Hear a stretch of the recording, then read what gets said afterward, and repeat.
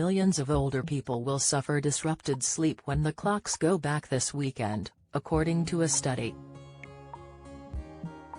Despite gaining an hour in bed when the clocks change on Sunday, researchers found that the transition from British Summer Time, BST, back to Greenwich Mean Time, GMT, triggers an increase in sleep disorders among over 45s. Problems when 60 minutes are gained overnight included difficulty going to sleep or staying asleep, according to the findings published by the journal Neurology. But there was no such association when an hour is lost when the clocks go forward from standard time to daylight saving time at the start of summer. Researchers also found a small difference in the amount of sleep people get depending on the season. Study author Dr. Ron Postuma, of McGill University in Canada, said, "Sleep plays an essential role in maintaining good health, mood, cognition, job performance, and social activity, and it is influenced by the circadian rhythm, the internal clock that regulates body processes." The good news is that the sleep disruptions we observed following the change to standard time were brief and no longer evident 2 weeks after the shift. The study involved more than 30,000 people, ages 45 to 85, who completed a questionnaire about sleep duration and satisfaction, ability to fall asleep, ability to remain asleep and excessive sleepiness during the day. Join the Daily Record WhatsApp community.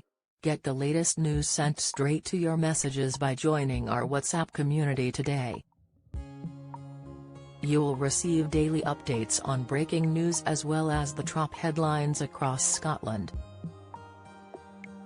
No one will be able to see who is signed up and no one can send messages except the Daily Record team.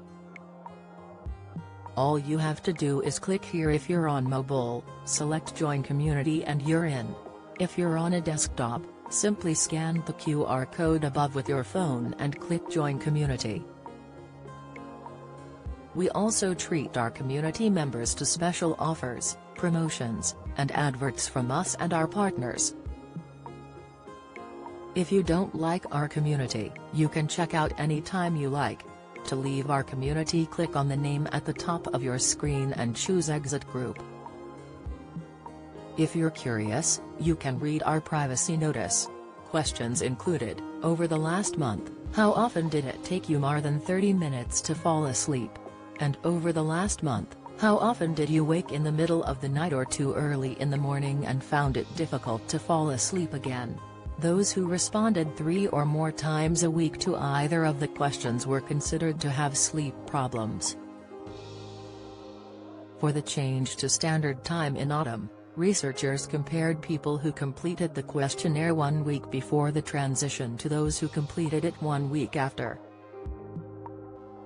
After adjusting for age, sex and location, they found those who completed the survey 1 week after the transition had a 34% increased risk of sleep dissatisfaction, with 28% reporting sleep dissatisfaction compared to 23% of those interviewed 1 week before.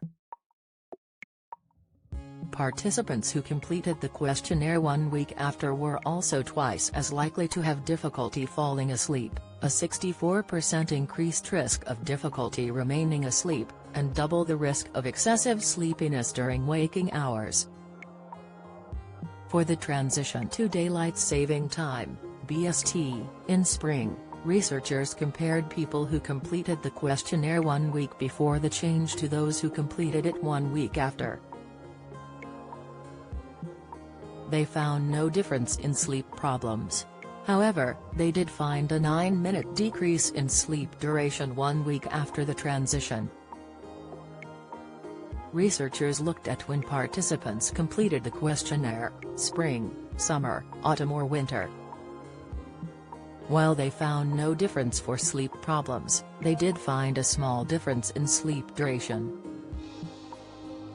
People who completed the questionnaire in summer had the shortest sleep duration, an average of 6.76 hours of sleep daily. participants who completed the survey in the winter had the longest sleep duration, an average of 6.84 hours of sleep daily, a difference of 5 minutes. Dr. Postuma said, as disruptive as these transitions may feel in the short term, there may be few long-term implications of the repeated switch back and forth from daylight saving time to standard time.